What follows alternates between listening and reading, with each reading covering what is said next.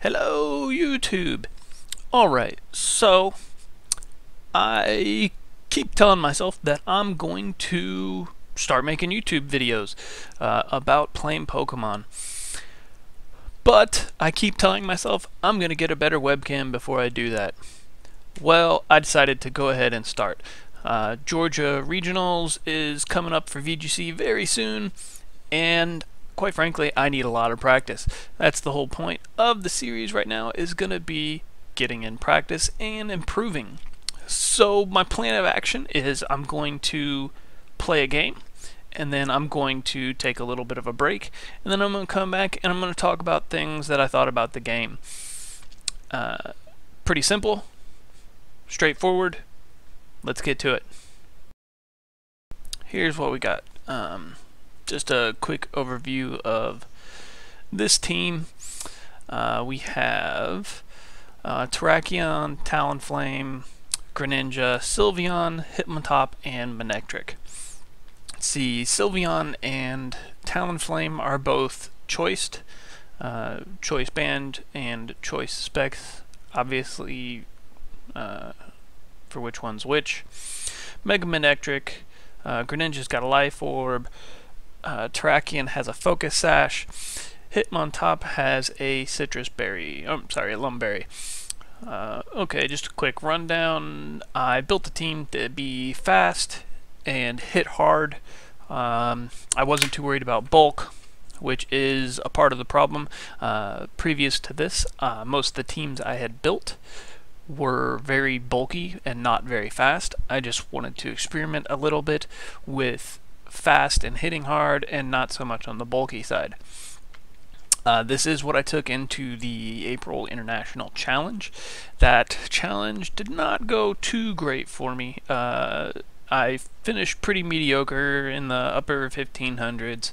I only got in 25 games. I believe I was 19-6. So there is the team. Yep, we want to challenge 1522, obviously not very high. So let's see, searching. All right, we got CLC from Florida, 1470. All right, let's see how we do here. All right, so CLC has a team of, let's see, what is that? The Ghost Grass, that I can't remember its name. And we got, crap, I can't remember its name either. Garchomp, Porygon, Greninja, and Banette. So it looks like either going to be Mega Garchomp or Mega Banette. Let's see.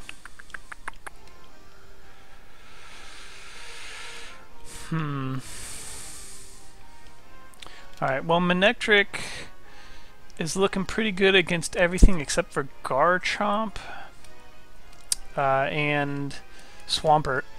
Alright, so I think I'm gonna go Talonflame to just for priority Brave Bird, check the Greninja. We're gonna go my own Greninja, which is max speed, so it should at least speed tie, unless that's choice scarfed. My Greninja has a Life Orb.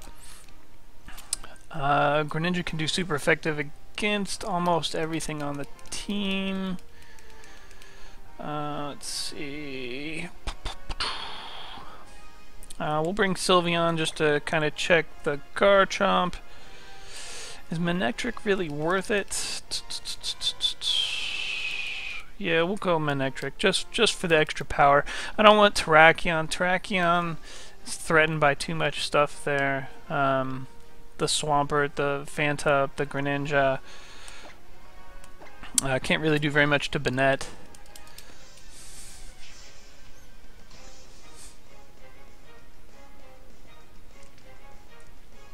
I wasn't very worried about priority stuff, is why I didn't, or the Intimidate or the Fake Out support supplied by Hitmontop is why I passed him up. So he's got Greninja and Garchomp as well. Okay, so, and hear my cats fighting in the background there. So we want to go ahead and take out his Greninja. We're going to go ahead and try to do that and eliminate speed ties right away. So we're going to priority Brave Bird it. Talonflame may wind up eating a Rock Slide. It's kind of par for the course when you're running with Talonflame. We're going to go ahead and Ice Beam the Garchomp. If he protects all the better, that means Talonflame survives. We can switch that out. Alright, so we go Brave Bird in, goes into Greninja. Is he focus sashed? Is it enough to kill him? Let's find out. Alright, gets the feint. Don't have to worry about speed ties now. Greninja should be faster than Garchomp. Oh no, he used Outrage. Okay. Well, that means Sylveon is going to be perfectly safe to come in. So we don't care about the Talonflame. Talonflame took out the Greninja. That's really what we wanted. See if this Ice Beam takes out Garchomp. It'll do a hefty amount of damage if it doesn't. Okay, so double KO there. So that is very, very nice. I'm going to guess he's going to bring in Swampert.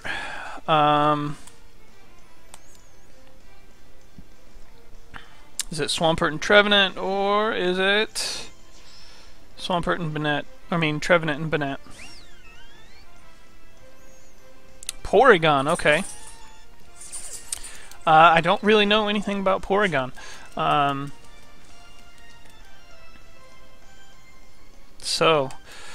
Let's see, he's Grass, Ghost, and what, Electric? I'm not too familiar with Porygon. I think there's some of them that have a Trick Room variant. Don't know. So we're just going to mash that Hyper Voice button. Just try to bash as hard as we can.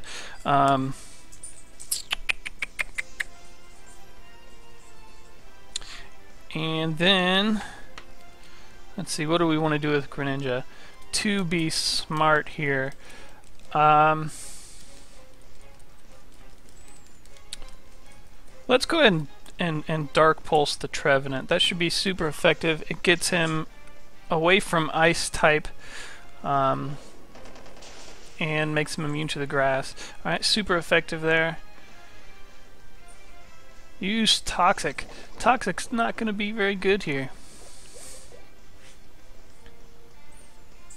Leech Seed.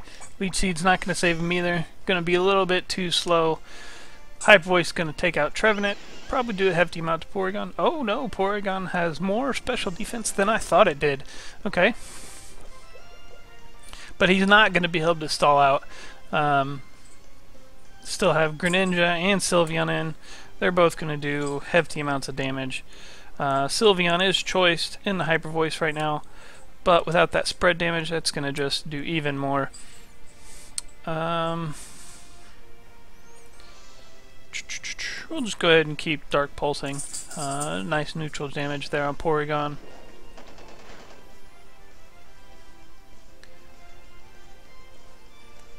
Zap Cannon. Oh, and he missed. Alright, so there we go. There's battle number 1 down in the books. So first thing we're going to talk about is this team preview.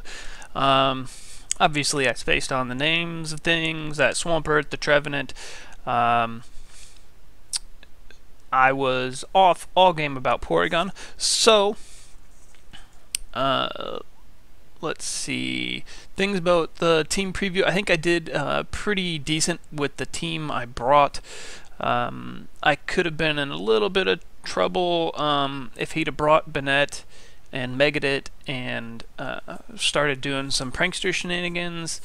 So it might have been a good idea to bring Hit on top, but I didn't really feel that much pressure about it. So I still feel that, you know, bringing Greninja, Hitmontop, Sylveon, and Manectric were pretty good. Manectric seems a little bit shady, given Swampert and Garchomp, but I think with having Sylveon and Greninja was a good, were both good checks to the Swampert already, so I think Manectric was still fine coming in. Alright, and moving on here. So that was team preview.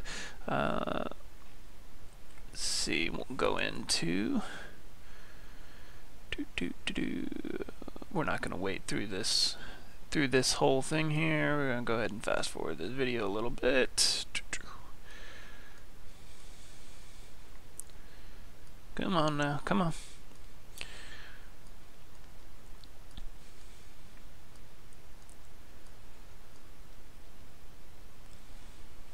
Alright, so we're going to be a little bit short on this.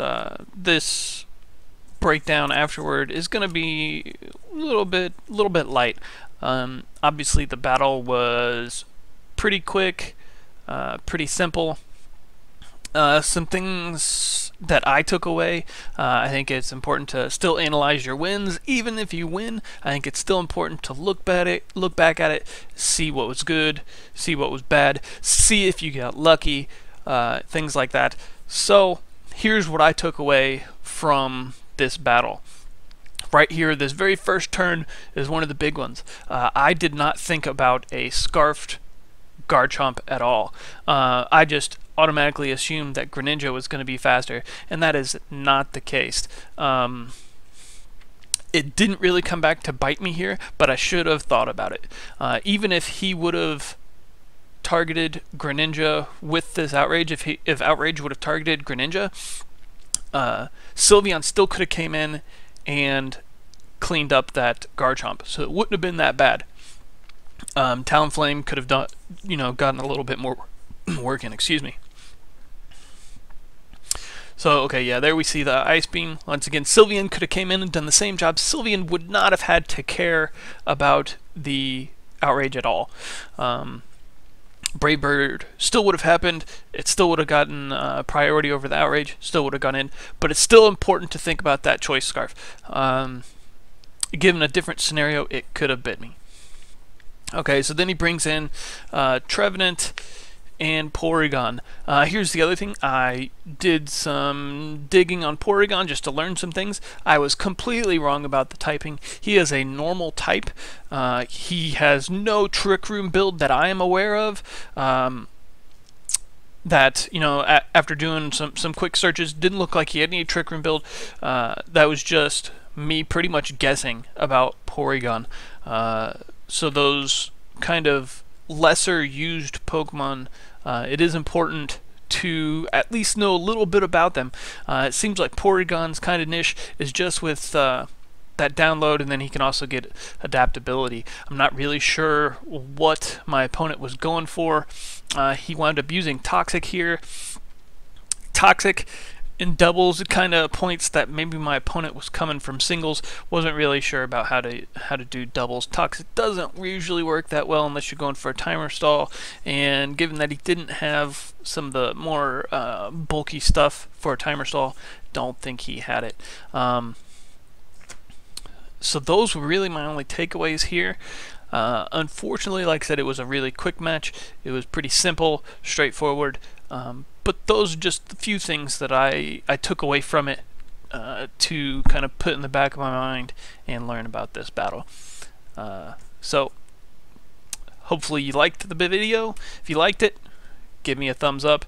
If not, well, you can still give me a thumbs up if you want, but I don't really expect you to. Anyway, so I'll have more battle videos coming. Thanks. Bye.